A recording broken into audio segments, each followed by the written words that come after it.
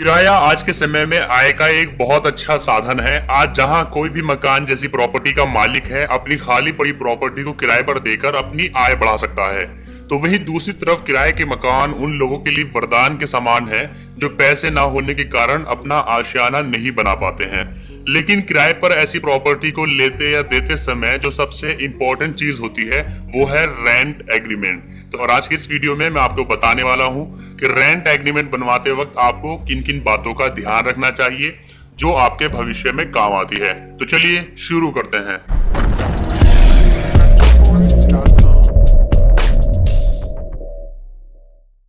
Rent agreement वो होता है जो किसी भी प्रॉपर्टी को किराए पर देने से पहले किराएदार और मकान मालिक के समझौते से तैयार किया जाता है। इस रेंट एग्रीमेंट में मकान मालिक की सारी शर्तें लिखित रूप में होती है, जिस पर मकान मालिक और किराएदार की सहमति के बाद ही सिग्नेचर्स किए जाते हैं। रेंट एग्रीमेंट भविष्य के लिए बहुत ही फायदेमंद होता है। अगर किसी भी प्रकार के बदलाव का प्रस्ताव मकान मालिक या फिर किराएदार द्वारा रखा जाना हो तो उसके लिए 30 दिन पहले नोटिस दिया जाता है। रेंट एग्रीमेंट में बहुत सी ऐसी बातों को ध्यान में रखना जरूरी है जो मकान मालिक और किराएदार दोनों के लिए जरूरी होती है। जैसे कि रेंट एग्रीमेंट हमेशा स्टैम्प पेपर पर ही बनाया जाता है। इस पर मकान मालिक और किराएदार दोनों के सिग्नेचर्स होना जरूरी है। रेंट एग्रीमेंट में किराएदार और मकान मालिक का नाम साफ साफ लिखा होना चाहिए। साथ ही किराए पर दी जाने वाली जगह का पूरा पता भी दिया हुआ होना चाहिए। रेंट एग्रीमेंट में किराए की ठीक जानकारी होनी बहुत जरूरी है। साथ ही किराया देने की समय अवधि की तारीख भी होनी चाहिए और किस दिन से देरी शुल्क लगाया जाएगा ये भी साफ साफ लिखा हुआ होना चाहिए। रेंट एग्रीमेंट में किराएदार द्वारा जमा की जाने वाली सिक्योरिटी मनी का उल्लेख होना चाहिए। तारीख और दिन से कितने समय के लिए प्रॉपर्टी किराए पर दी जा रही है ये लिखा होना भी बहुत जरूरी होता है।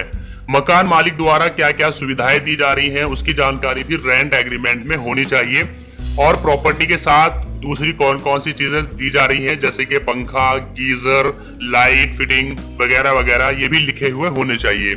किराएदार को घर छोड़ने या मकान मालिक द्वारा घर छुड़वाने से 1 महीने पहले नोटिस देना जरूरी होता है।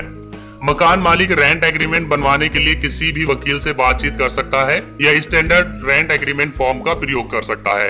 रेंट के घर में रहने वाले और प्रयोग करने वाले 18 साल की आयु से ऊपर के विवाहित और गैर विवाहित सभी सदस्यों के नाम रेंट एग्रीमेंट में लिखे जाते हैं, जिससे कि बाद में प्रॉपर्टी की देखरेख की जिम्मेदारी सभी की हो और किराए से जुड़ी हुई रकम किसी एक से भी ली जा सके।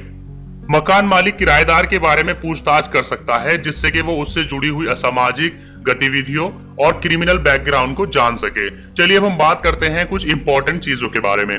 किसी भी रेंट एग्रीमेंट को साइन करते समय और बनवाते समय मकान मालिक और किराएदार दोनों को ही कुछ जरूरी चीजों का ध्यान रखना चाहिए। जैसे मकान मालिक को जहां किराएदार से जुड़ी पूरी जानकारी होनी चाहिए, तो वहीं कहीं मकान मालिक कोई धोखा तो नहीं कर रहा है इसकी जानकारी किराएदार को होनी चाहिए। दूसरा, कितने समय के लिए प्रॉपर्टी किराए पर दी जा रही है। साथ ही बिजली, पानी और हाउस टैक्स का बिल कौन पे करेगा, क्या वो किराए में ही शामिल है या किराए से अलग है, ये साफ होना चाहिए। किराया कितने समय के बाद बढ़ाया जाएगा और कितना बढ़ाया जाएगा ये सभी रेंट एग्रीमेंट में साफ साफ शब्दों में लिखा हुआ होना चाहिए। मकान मालिक की सबलेटिंग से जुड़ी हुई नीति के बारे में भी रेंट एग्रीमेंट में लिखा हुआ होना चाहिए। किराए के मकान के कायदे कानून की जानकारी होना भी बहुत जरूरी है। रेंट कंट्रोल एक्ट ये कानून किसी भी रिहायशी या व्यवसायिक प्रॉपर्टी जो किराए पर ली जाती है या दी जाती है उस पर लागू होता है और किराएदार और मकान मालिक के सिविल राइट्स की रक्षा करता है। इस कानून का सही फायदा उस दशा में होता है जब प्रॉपर्टी का किराया 3500 रुपए प्रति माह या उससे ज्यादा हो। अगर किराया 3500 से ज्यादा है और किराएदार और मकान मालिक में कोई विवाद पैदा होता है तो अदालत का दरवाजा खटखटाया जा सकता है। रेंट एग्रीमेंट नोटरी के वकील की मदद से बनवाया जा सकता है। इसमें कुछ खास बातों का ध्यान रखना बहुत ही जरूरी होता है, जैसे कि किराएदार और मकान मालिक का पूरा नाम और पता सही दर्ज होना चाहिए। किराए के लिए निर्धारित की गई रकम के साथ डिपॉजिट की गई सिक्योरिटी और एडवांस का जिक्र भी होना चाहिए। अगर बिजली पानी का भुगतान किराए में नहीं है तो इसका जिक्र भी जरूर होना चाहिए। किराएदार से जबरदस्ती मकान खाली नहीं कराया जा सकता। रेंट एग्रीमेंट में 1 महीने के नोटिस का प्रोविजन होने के बावजूद कोई भी मकान मालिक किराएदार से जबरदस्ती मकान खाली नहीं करा सकता। अगर कोई मकान मालिक ऐसा करने की कोशिश करता है तो अदालत में उसके खिलाफ अर्जी दी जा सकती है और स्टे ऑर्डर लिया जा सकता है। रीटेनेंसी का केस नहीं होना चाहिए। मकान लेने से पहले किराएदार को यह जान लेना बहुत ही जरूरी है कि जिससे वो मकान ले रहा है वही मकान का असली मालिक है। अगर ऐसा नहीं है तो मकान किराए पर देने वाले के पास टेनेंसी का अधिकार होना चाहिए। अगर ये सावधानी ना बरती जाए तो मकान का असली मालिक बिना किसी नोटिस के मकान खाली करा सकता है। किराएदार की पूरी जानकारी होनी चाहिए। मकान मालिक के लिए ये बहुत ही जरूरी है कि वो किराएदार की सही पहचान, मूल निवास, ऑफिस और आचरण के साथ साथ इस बात की पूरी जानकारी जुटा ले कि वो किराया देने की हैसियत रखता भी है या नहीं। बाद में अगर किराएदार 1-2 महीने तक किराया नहीं दे पाता है तो मकान मालिक बिना अदालत का सहारा लिए मकान को खाली नहीं करा सकता है। मकान की मेंटेनेंस, मकान में होने वाली रिपेयरिंग और साल में एक बार रंग पुताई का दायित्व मकान मालिक का बनता है।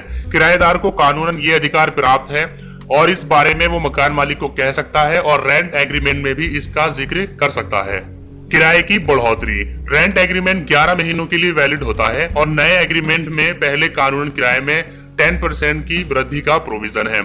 अगर मकान मालिक इससे ज्यादा किराया बढ़ाने का दबाव बनाता है तो किराएदार को अपनी आपत्ति जताने का अधिकार है। किराया तय करने से पहले उस क्षेत्र के आसपास के मकानों से किराए का अंदाजा जरूर लेना चाहिए।